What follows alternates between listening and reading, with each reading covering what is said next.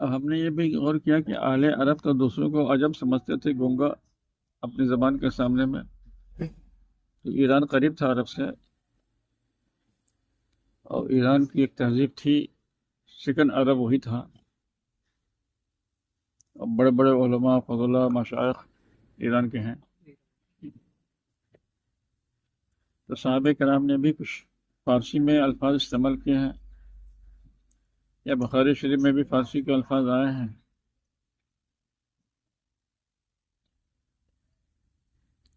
عام طور پر نہیں بتا پائیں گے، حالانکہ آیا ہے. جی یا سمجھ میں پڑ جائیں گے لوگ. فارسی میں بھی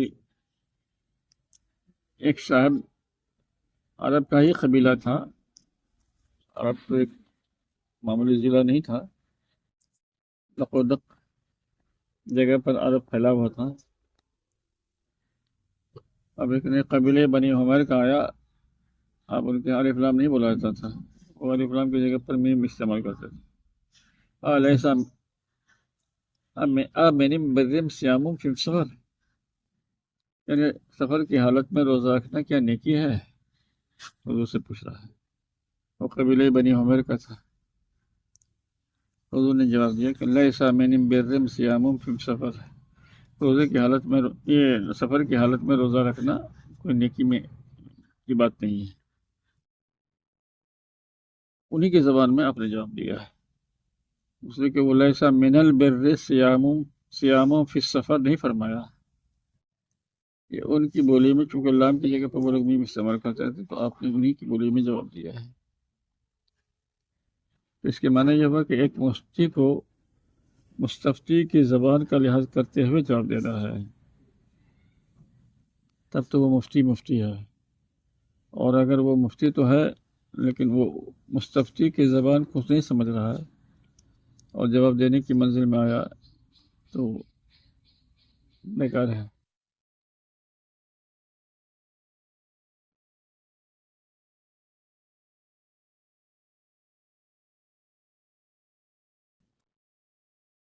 اعلیٰ حضرت سے کسی نے شاعری میں سوال کیا، استفتاء کیا ہے. تو جس بحر اور قافیہ ردیف میں کیا،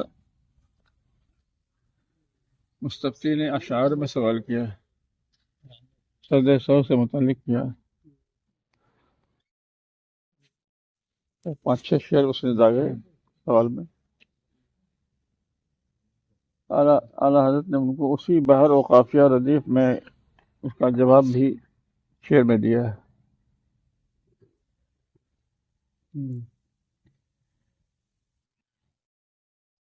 اب آپ سوچ لیجیے کہ اسی قافیہ ردیف بحر میں دینا یہ ہر مفتی کا کام ہے.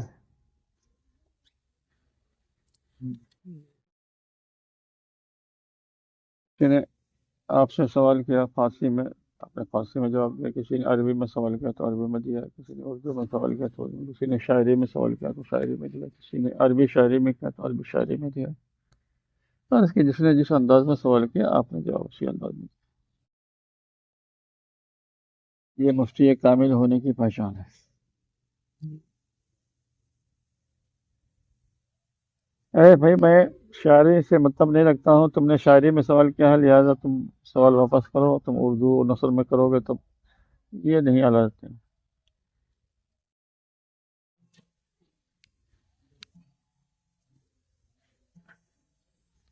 ایک مرتبہ ملیر احمد بہت چالاک آدمی تھے، بیچارے گزر تو گئے ہیں.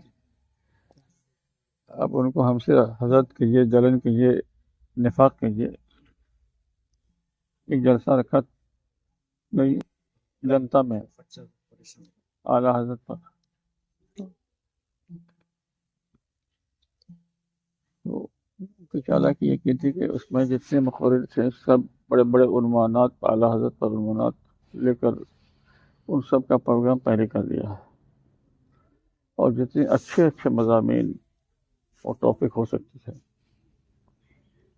آخر میں لاسٹ میں ہم کو دیا، اس لیے کہ بھئی یہ تو اب لاسٹ میں ہوگا تو انہی باتوں کو دہرائیں گے، تب تو ان کی تقریب بیکار ہو جائے گی. اور اگر کوئی دوسری بات تو اعلیٰ حضرت کے یہاں تو کوئی ایسی تحقیق نہیں آئے گی کہ جس کو ہمارے پیشوا مقرر نے نہ بیان کی ہو، تو بھی ان کی تقریر پھیکی، یعنی میری تقریر کو پھیکا کرنے کے لیے انہوں نے کوئی کسر باقی نہیں چھوڑی۔ اور میں سنتا رہا کہ بھائی اس ٹاپک پر دیکھتے ہیں کہ فلاں بول رہا ہے، اس ٹاپک پر تو فلاں بول رہا ہے، تو میں سب ٹاپک پر بولنے والوں کی تقریر سن رہا ہوں۔ اب جو بھی میرے دماغ میں وہ بات تھی میں فلاں ٹاپک کو بولوں گا، تو دیکھتے ہیں کہ اگر پورے طور پر نہ صحیح تو کچھ چھو لیا اس کو، یہ چلک کی۔ لاسٹ میں نام میرا آیا اور مجمع بھی بالکل بور ہو چکا تھا، سنتے سنتے تھک بھی چکا تھا۔ ایک طرف تو مجمع کی بوریت تھی، دوسری طرف یہ کہ اتنے اچھے ٹاپک تھے وہ سب لوگوں کو انہوں نے دے دیے تھے، بہت چالاکی سے، بہت چالاک عیار آدمی تھے۔ میں نے سوچا کہ بھائی اس ٹاپک پر بھی بول رہا ہے، سوچا تھا تو اسی ٹاپک بولنے کو، مگر یہ بول رہا ہے، اگر میں پھر اس کو بولوں گا پھر وہ پرانا ہی ٹاپک ہوگا۔ مجمع بھی تو لاسٹ ٹائم میں ہے، مجمع کے لحاظ سے تو یہ ٹاپک ٹھیک نہیں ہے، یہ بھی ٹھیک نہیں ہے۔ جتنے ٹاپک تھے وہ اچھے جس پر واہ واہ یا نعرہ لگ سکتا تھا، میں نے سوچا کہ اب یہاں پر نقل سے کام نہیں رہا، عقل سے کام لے رہا ہے۔ ہاں صاحب آپ کی تقریر ہے، خدا صاحب اب آ رہے ہیں بہت لام قاف کے ساتھ۔ میں نے بھی لام قاف والا ہی استعمال کیا، ٹھیک ہے۔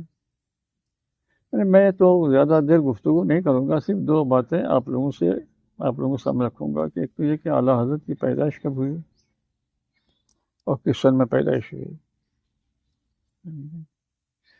کب ہوئی اور کس سن میں پیدائش ہوئی، یہ ایک نئی بات تھی جو ان تمام ٹاپکوں میں نہیں تھی۔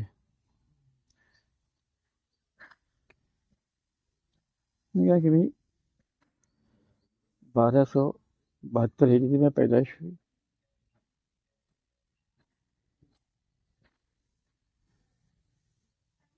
یہ تو سن ہوا،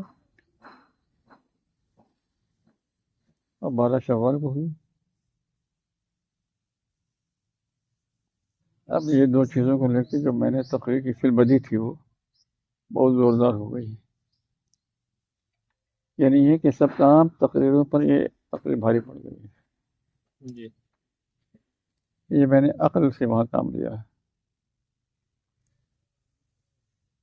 اب وہ مجمع جو ادھر ادھر منتشر تھا، میں نے سوالیہ انداز میں ساری باتیں رکھی، سمجھنا ہے کہ آخر وہ پیدا اتنی بڑی ہستی، عظیم ہستی، ان کو مجدد کا درجہ حاصل ہے، آخر اللہ تعالیٰ نے ایسی شخصیت کو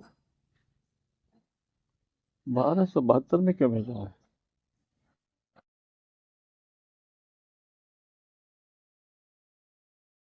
اب اسی کو میں ریپیٹ کرتا ہوں، آپ سب لوگ سوال نشان میں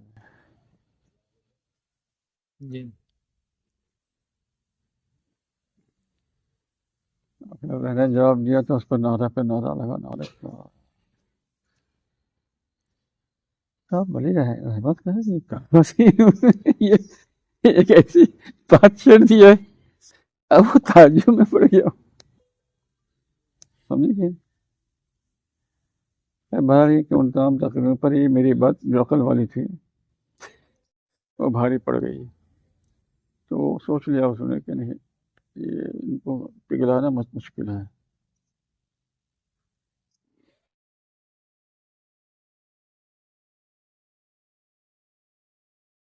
تو پیدائش اور سن،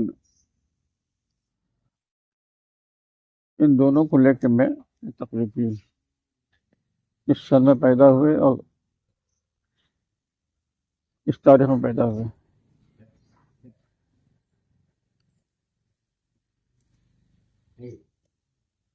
وہی جنتا والی جگہ جہاں پر اعلیٰ حضرت کے اوپر ہر سال جلسہ ہوتا ہے۔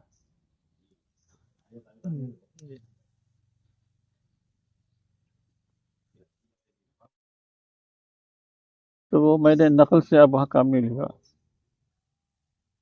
پھر عقل ہی کام آئی۔ اس پر جو نقطے میں نے بیان کیے تھے تو ایک ایک نقطے پر وہ نعرہ ہی پہ نعرہ لگتا رہا. سمجھے کہ نہیں؟